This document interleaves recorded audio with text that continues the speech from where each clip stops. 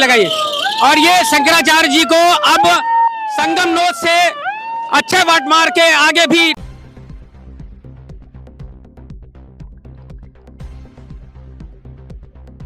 चोटी पकड़कर हमारे बच्चों की खींचा जा रहा है और हम कह रहे हैं ये हिंदू सरकार है। हेलो दोस्तों, बीडीएस न्यूज में एक बार फिर आपका स्वागत करता हूं। नाम हमारा दिनेश शुक्ला, आप सभी को प्रणाम करता हूं। दोस्तों, इस समय एक मुद्दा बहुत अच्छा चल रहा है कि शंकराचार्य जी 3 दिन से भूख हड़ताल पर बैठे हुए हैं, उनसे केवल माफी मांग ली जाए।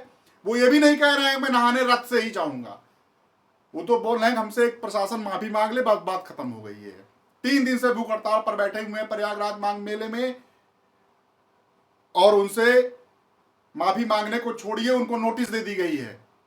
24 घंटे में उनको प्रूव करने के लिए कहा गया है। चोटी पकड़कर हमारे बच्चों की खींचा जा रहा है और हम कह रहे हैं ये हिंदू सरकार है, हम हिंदुओं का हित करने वाली सरकार है, ये हमारे स्वाभिमान को नष्ट करने वाली सरकार है। नहीं चाहिए ऐसी सरकार, नहीं चाहिए ऐसा सिस्टम जहां पूरी तरह प्रशासन हावी हो चुका है हमारे धर्म पर। ये लोग समाप्त कर देना चाहते हैं हमारे इस धर्म पर। ये दुराचारी है, ये अत्याचारी है, नष्ट हो जाना चाहिए ऐसे लोगों को। ये सिस्टम की फेलियर है पूरे उन हिंदुओं का जिन्होंने अपने मनोबल से वोट देकर एक ऐसी सरकार चुनी थी कि जो उनके मान को, उनकी परंपरा को, उनकी संस्कृति को झंडे की तरह ऊंचा लेकर के जाएगी। आज अत्याचार हुआ है भारत की धरती पर। कि आप बताइए कि आप शंकराचार्य हैं, तो दोस्तों हम किस ओर जा रहे हैं? शंकराचार्य जो 4 पीठें आदि शंकराचार्य जी ने बनाई थी, ये सनातन धर्म का उत्थान करने के लिए बनाई थी, और सनातन धर्म में शंकराचार्य से बड़ा पद कोई नहीं है। जब उनके साथ ऐसा किया जा सकता है तो आम पब्लिक इस चीज को न सोचे कि कल उसके साथ नहीं होगा। बात इस पर आती है, जब उनके रथ को खींचा जा सकता है कि छत्र गिर सकता है।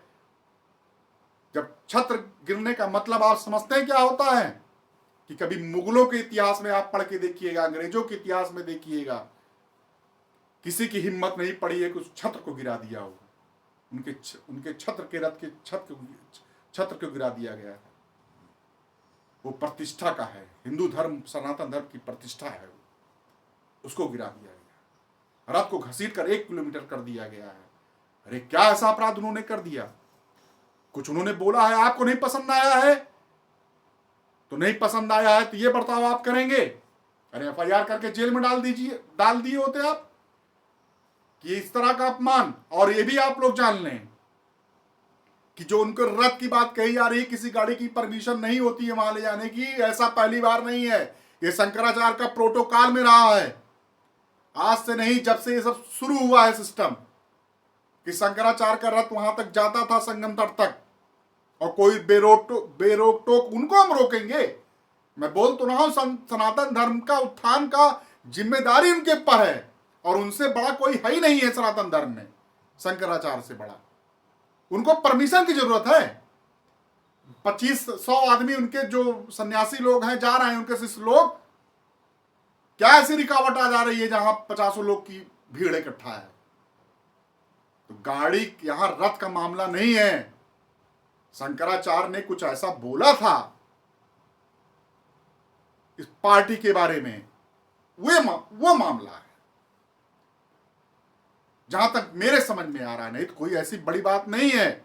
और मैं गारंटी से कहता हूं कि 4 शंकराचार्य हैं, 3 जो और नहाने गए थे कहीं भी नहाए हो, द्वारका उज्जैन, हरिद्वार उज्जैन कहीं भी नहाए हो, आप पता करिएगा क्या वो लोग, उनका रथ नहीं गया था तट तक। ये प्रोटोकॉल में है। ये पहली बार नहीं हुआ है कि अभी विमुक्तेश्वरानंद सरस्वती जी जो शंकराचार्य जी रथ लेके जबरदस्ती जा रहे थे, जबरदस्ती नहीं जा रहे थे, ये इनके प्रोटोकॉल में है। इसको इतना बड़ा मुद्दा बनाकर जो बना दिया गया है कि 3 दिन से वो शंकराचार्य जी भूख हड़ताल पर बैठे हुए हैं। आज उनको नोटिस दी गई है कि 24 घंटे के अंदर आप प्रूव करिए कि आप शंकराचार्य हैं। वाह भाई वाह, वाह। तो दोस्तों, कुल मिला के इतना कहना चाहता हूं कि देश में बहुत मुद्दे हैं, इन मुद्दों को छोड़ दीजिए, चुटिया तक घसीटी गई है। वीडियो देखिए आप।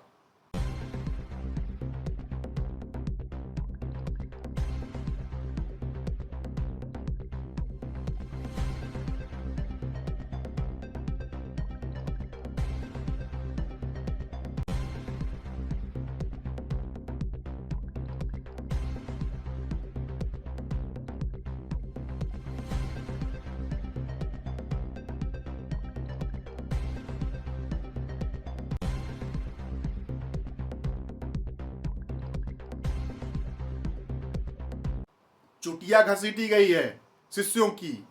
अब तो चुटिया रखने में भी डर है, क्योंकि सबसे ज्यादा पकड़ तो यही आएगी। और हो सकता कल मेरे ऊपर भी FIR हो जाए कि तूने इतना इतना क्यों बोला। ऐसा नहीं है। इसी कई वीडियो में मैं मोदी और योगी जी की तारीफ भी करता हूं। जब तारीफ की बातें होंगी तारीफ होंगी, जब गलत बातें होंगी तो गलत बोलूंगा। आप हिंदू धर्म का अपमान कर रहे हैं, सनातन धर्म का अपमान कर रहे हैं। ये मुद्दे कोई मुद्दा बनाया गया है, ये कोई मुद्दे की बात नहीं थी। और पहली बार इतिहास में नहीं हुआ है कि रथ जा रहा है वहां पर। उनका छत्र तक आप लोगों ने तोड़ दिया। एक SOG वाले विदाउट ड्रेस में हैं और पिस्टल टांगे हुए हैं, उनका रथ को धक्का दे रहे हैं बाहर ले जाने के लिए। 1 किलोमीटर छोड़ दिया आप लोगों ने। तो दोस्तों, आज कहा मैंने, ये सारी कई बार बोली है कि अगर आज मेरा घर जल रहा है तो पड़ोसी का भी घर जलेगा। तो अगर शंकराचार्य जी के साथ किया जा सकता है तो आम पब्लिक अपने आप को सुरक्षित न समझे। यहां पर मिडिल क्लास को 5 किलो राशन फ्री में नहीं मिलता है। अपने हक के लिए आगे आइए, नहीं तो जैसे एक इंजीनियर ने ओडा में डूब कर मर गया बेचारा, 2 घंटे तक वो चिल्लाता रहा, कोई नहीं गया वहां पर। SDRF की टीम, 112 नंबर की टीम, पुलिस टीम, सब वहां मौजूद थे, सब सुविधाओं से लैस थे, लेकिन बता रहे थे ठंडा पानी है और छड़ वहां पर है, उनको चोट लग जाएगी। और वहां जिस नाले में वो गिरा था वहां कोई मॉल बनने वाला था और मॉल किसी तरह नहीं बन पाया, तो वहां गड्ढे जो छोड़े थे वैसे छोड़ दिए गए। वहां पर पानी भर गया, पानी भरकर दलदल था, उसी में कार उसकी डूबती बेचारे की चली गई। वो जान खो दिया है, होनहार इंजीनियर जो इकलौता लड़का था। तो दोस्तों, और जहां पर वो मकान खरीदे जाते हैं उन लोगों के, उसकी कीमत 2 करोड़ रुपए, 2.5 करोड़ रुपए ऐसे हैं। वहां पर ये सुविधाएं हैं। जब वहां पर वो सुविधाएं हैं तो हमारे गांव और छोटे शहरों की क्या हाल है, उसको आप सोचिए।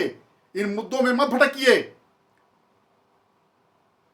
कि फला वो, फला ये, फला वो। इन मुद्दों पर आइए, डिबेट करते हैं कि प्रशासन ने ऐसे कैसे कर दिया कि वहां पर आप मौजूद होने के बावजूद वो लड़का 1.5 घंटे तक चिल्लाता रहा, पापा मुझे बचा लो, और उसके बावजूद वो लोग नहीं गए वहां बचाने के लिए, उसकी डेथ हो गई। कौन जवाबदेह है? पब्लिक को यह पूछना चाहिए, सिस्टम से, प्रशासन से। इस पे न पूछकर आप शंकराचार्य को वहां बैठा दिए हैं, वो भी हमारे लिए बहुत शर्म की बात है। मिडिल क्लास फैमिली अपने लिए संघर्ष जब तक नहीं करेगी, कुछ नहीं होना। अपनी बातें रखिए, कोई जरूरत नहीं है। आजकल सोशल मीडिया में बहुत कुछ बना हुआ है, अपनी बातें आप सरकार तक रख सकते हैं, योगी आदित्यनाथ के पास कर सकते हैं, ट्विटर पर डाल सकते हैं, व्हाट्सएप पर डाल सकते हैं। सर ये क्या हो रहा है? कोई अपमानजनक भाषा रखने की जरूरत नहीं है। अगर इस सोशल मीडिया और फेसबुक इन सब पर सब यूनाइट होकर ही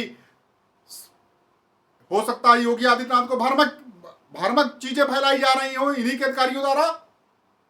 ये अधिकारी क्या नहीं करते हैं? नोएडा प्राधिकरण की दोष नहीं था जिसमें लड़का डूब के मर गया, कि जो रैलिंग बनाई गई थी केवल ये घुटने तक थी।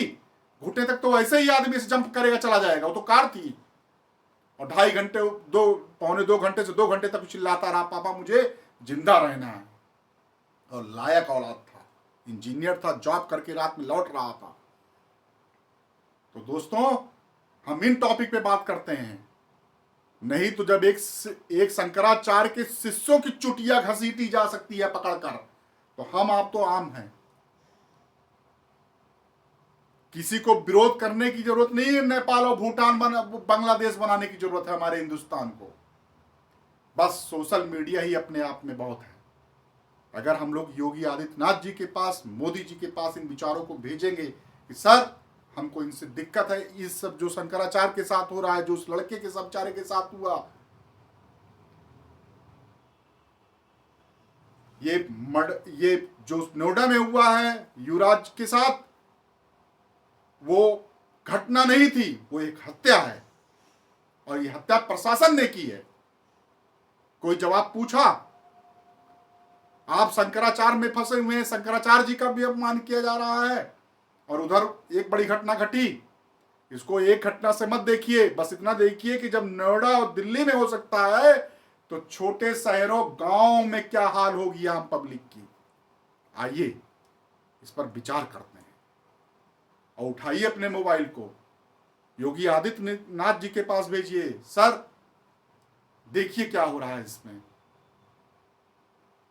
एक्शन लिया उन्होंने, गंभीरता से लिया, वहां के सीईओ को हटाया, नोएडा प्राधिकरण के सीईओ को।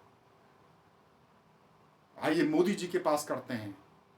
कोई रोड पे आने की जरूरत नहीं है, बांग्लादेश अपने देश को नहीं बनाना है, और नेपाल, सोशल मीडिया ही अपने आप में काफी है। हम लोग ये सब बातें रख सकते हैं। सर छोड़िए, आइए आगे की तरफ चलते हैं। और होगा